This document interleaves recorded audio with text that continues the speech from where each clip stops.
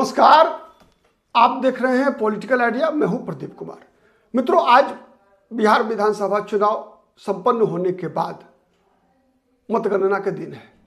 कुछ ही घंटे में मतगणना का ट्रेंड आना शुरू हो जाएगा। 12 बजते बजते परिणाम भी आने शुरू हो जाएंगे और आज 3 बजते बजते ये स्पष्ट हो जाएगा कि बिहार में सरकार किसकी बन रही है। वैसे संकेत तो 12 बजे तक ये दिख जाएगा कि सरकार किसकी बनने जा रही है, तेज रफ्तार तेजस्वी सरकार या फिर से नीतीश कुमार।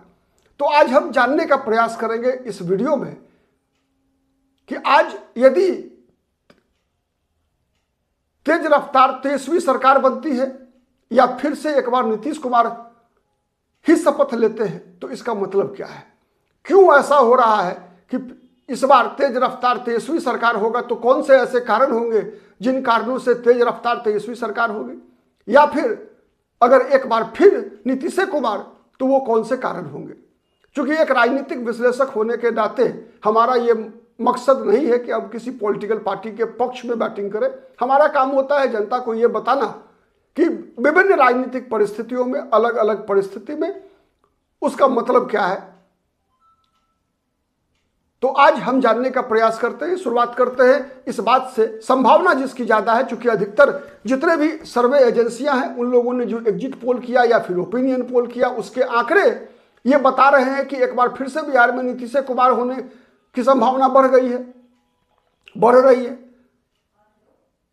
लेकिन दूसरी तरफ कई ऐसे संकेत हैं जिससे ये दिखता है कि लोग अब नीतीश कुमार से उनका मन भर चुका है। संकेत कैसे दिखते हैं, पहले उसकी बात करते हैं। संकेत ऐसे दिखते हैं कि जैसे नीतीश कुमार ने जिस प्रकार से बिहार में अपना खजाना खोल दिया, चाहे वो महिलाओं के लिए 10,000 रुपया उनके बैंक में अकाउंट में ट्रांसफर करना हो, चाहे पेंशन, विधवा पेंशन हो, वृद्धा पेंशन हो को 400 से बढ़ाकर 1100 कर देना हो, या फिर 125 यूनिट तक बिजली फ्री कर देना हो, ऐसे कई योजनाओं की शुरुआत किया गया उस नीतीश कुमार के द्वारा, जो नीतीश कुमार कहा करते थे कि सरकार का काम रेवड़ियां बांटना नहीं है, बल्कि सरकार का काम इंफ्रास्ट्रक्चर डेवलप करना है, जिससे कि जनता खुद अपनी रोजी रोटी का इंतजाम कर सके, इन्वेस्टमेंट आ सके। लेकिन इन सब बातों से नीतीश कुमार तो यहां तक कहा करते थे, जब तेजस्वी यादव ने इस प्रकार का वादा किया, माई बहन योजना के अंतर्गत कि 2500 रुपया महीना हम महिलाओं के खाते में डालेंगे, तब ऐसी कई योजनाओं का जब घोषणा हुआ आरजेडी के द्वारा तो नीतीश कुमार ने कहा कि पैसा कहां से लाओगे, बाप के घर से। तो ये पब्लिक डोमेन में है ये सब बातें। उसके बावजूद नीतीश कुमार को ये सब घोषणाएं करनी पड़ी, और इसे अगर हम एक अलग तरीके से समझने का प्रयास करें तो ये खुल्लम खुल्ला वोट खरीदने का मामला क्यों ना समझा जाए। और ये ऐसा हुआ क्यों, इसका कारण है जितने भी आज जनवरी से लेकर 10 महीनों के अंदर जितने भी सर्वे हुए बिहार के अंदर, हर में ये दिखाया गया कि नीतीश कुमार और तेजस्वी यादव के बीच जो लोकप्रियता का अंतर है वो 50% का अंतर है। अगर आज भी नीतीश कुमार 22% लोगों की पसंद है मुख्यमंत्री के उम्मीदवार के रूप में, तो तेजस्वी यादव 34 से लेकर 36% लोगों की पसंद है। एक समय था अप्रैल मई के दौरान जब तेजस्वी यादव 42% लोगों की पसंद हुआ करते थे और नीतीश कुमार मात्र 15-16% पर हुआ करते थे। और यही वो समय था जब नीतीश कुमार ने यह तय कर लिया कि अब बिहार में मध्य प्रदेश और महाराष्ट्र के नकल करने के सिवाय, झारखंड का नकल करने के सिवाय कोई चारा नहीं है। मतलब क्या हुआ था, माई बहन योजना जैसी लाडली बहना योजना, चाहे वो मध्य प्रदेश का हो, चाहे वो महाराष्ट्र का हो, या फिर मैया योजना झारखंड का हो, और इन सब योजनाओं का सफलतापूर्वक चुनावी लाभ उठाने का इतिहास रहा। उसी कारण से तेजस्वी यादव ने भी माई बहन योजना की घोषणा किया, जिसमें कहा कि 2500 रुपया प्रति महीना हम देंगे। अब तो तेजस्वी यादव ने यह कह दिया है कि वो हम साल भर का 2500 गुने 12 30,000 रुपया एक ही बार 14 जनवरी को खाता में ट्रांसफर करेंगे। तो इसी के बीच ये चुनाव चला है। तो अब देखना यह है कि आज बिहार के मतदाता तेजस्वी यादव के 30,000 के आश्वासन पर भरोसा करती है, या नीतीश कुमार के 10,000 रुपया ट्रांसफर करने से संतुष्ट होती है, या फिर 400 रुपये पेंशन को 1100 रुपये करने से संतुष्ट होती है। इस बात की मतलब ये लड़ाई विश्वसनीयता की लड़ाई है। दूसरा लड़ाई कहां लड़ा जा रहा है? दूसरी लड़ाई लड़ी जा रही है सामाजिक समीकरणों के आधार पर। क्योंकि बिहार की राजनीति की चर्चा तब तक पूरी नहीं होती है जब तक जातिगत समीकरण की चर्चा न की जाए। क्योंकि आज एनडीए में अगर उपयोगिता है जीतन राम मांझी की, उपेंद्र कुशवाहा की, या फिर चिराग पासवान की, या फिर नीतीश कुमार की, या फिर भारतीय जनता पार्टी की हो, चाहे महागठबंधन में, चाहे राष्ट्रीय जनता दल हो, चाहे कांग्रेस पार्टी हो, चाहे मुकेश सहनी हो, चाहे आईपी गुप्ता की पार्टी हो, सबका मूल्यांकन का आधार क्या है? उनकी जाति और उनकी जाति का वोट, या इसके अलावा कुछ है? कमेंट करके बताइए आप भी। नहीं, सीधा सवाल। तो इस जातिगत समीकरण के इर्द गिर्द ही यह चुनाव आगे बढ़ा है। पहले, इस चुनाव से पहले प्रायः माना जाता था कि आरजेडी और महागठबंधन का मतलब मुसलमान और यादवों का समूह। लेकिन इस चुनाव में तेजस्वी यादव ने जिस प्रकार से सोशल इंजीनियरिंग किया, उसमें मुसलमान यादव के साथ साथ मुकेश सहनी जुड़े। तो माना गया कि मुकेश सहनी के जुड़ने का मतलब है कि सहनी समाज का वोट जुड़ना। आईपी गुप्ता का जब जो जोड़ा गया तो उसका मतलब यह निकाला गया कि पान तत्व ताती समाज का वोट। साथ ही तेजस्वी यादव ने कुशवाहा जाति को एकदम उदारता से टिकट बांटा। तो इसका क्या असर पड़ा है? इसकी परीक्षा आज परिणाम से निकल कर आएगा। यह परिणाम से यह बात स्पष्ट होगा कि पिछली बार जिस प्रकार से मगध प्रमंडल, पटना प्रमंडल और सारण प्रमंडल में क्लीन स्वीप हुआ था महागठबंधन का, तो क्या इस बार एनडीए उस क्लीन स्वीप की भरपाई कर पाती है? मतलब वहां जिस प्रकार से कई 8 जिले ऐसे थे पिछली बार जहां पर कि एनडीए को एक भी सीट नहीं मिली थी। 8 जिले ऐसे थे जहां एनडीए को एक भी सीट नहीं मिली थी। ठीक है, तो क्या वहां उन 8 जिलों में एनडीए इस बार अपना खाता खोल पाएगी? इस बात की भी कभी परीक्षा जो है इस चुनाव में हो जाना है। जैसे वो 8 जिले थे, ठीक है, बक्सर जहां 4 विधानसभा सीट है, 4 विधानसभा सीट में एक भी सीट एनडीए को नहीं मिला था। कैमूर भभुआ जहां 4 विधानसभा सीट है, एनडीए को एक भी सीट नहीं मिला था। रोहतास 7 विधानसभा सीट है, एक भी सीट एनडीए को नहीं मिला था। औरंगाबाद 6 विधानसभा सीट में एक भी सीट नहीं मिली थी एनडीए को। अरवल 2 विधानसभा सीट है, एक भी सीट नहीं मिली थी एनडीए को।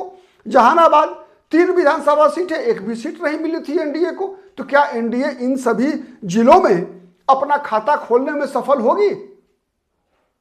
इस सवाल के जवाब पर निर्भर है आज का परिणाम कि सरकार किसकी बनेगी, तेज रफ्तार तेजस्वी सरकार या फिर एक बार नीतीश कुमार। आज के परिणाम से यह साबित होगा कि क्या मुसलमान जो नाराज चल रहे थे आरजेडी से, तेजस्वी यादव से, क्या उनकी नाराजगी दूर हुई है? क्या ये जो मतदान का प्रतिशत बढ़ा है बिहार में 10% लगभग, तो क्या वो मुसलमानों के, यादवों के एग्रेसिव पोलिंग के कारण हुआ है? इस बात का भी जवाब मिलेगा आज कि जैसे कई विधानसभा चुनाव, पिछले 2 विधानसभा चुनाव में यादव जाति का वोट बटा, विशेषकर वहां जहां पर कि आरजेडी के या कांग्रेस पार्टी के या महागठबंधन के उम्मीदवार मुसलमान हुआ करते थे, वहां यादव जाति के लोगों ने भी बीजेपी को वोट दिया। इसका जवाब मिलेगा कि क्या इस बार जब तेजस्वी यादव के मुख्यमंत्री बनने की सर्वाधिक संभावना है, तो क्या यादव जाति का वोट इस बार भी बटा है?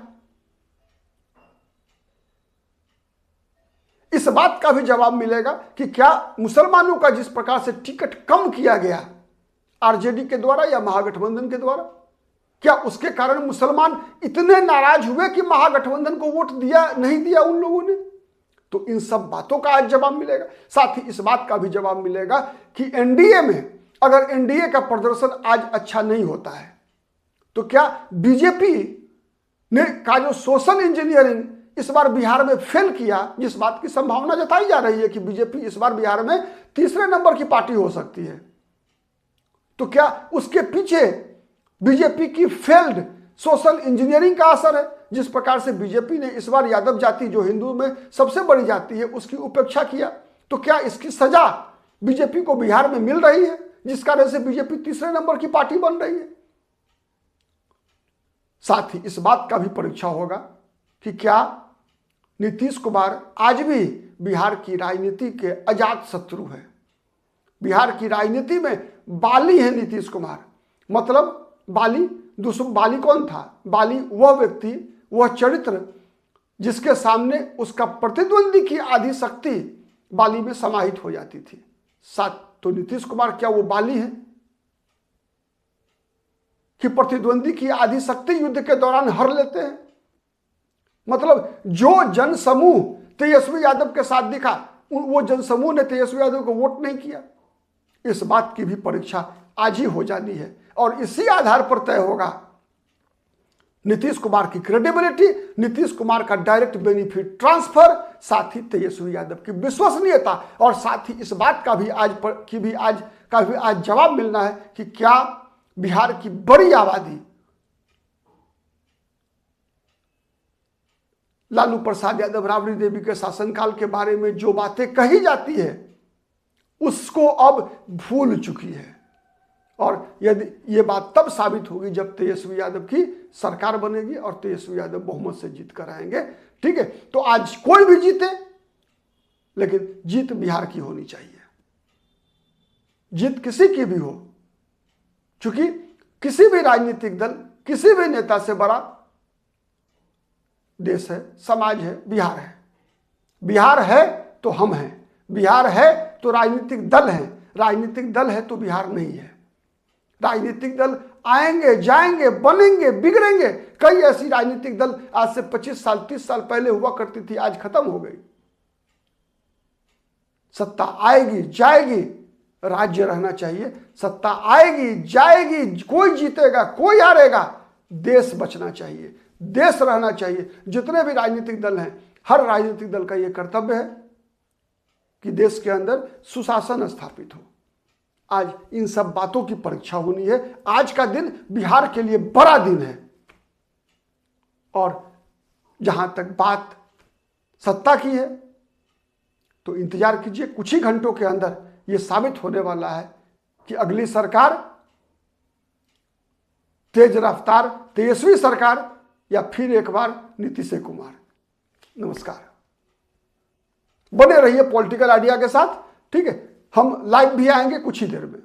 तब तक के लिए नमस्कार।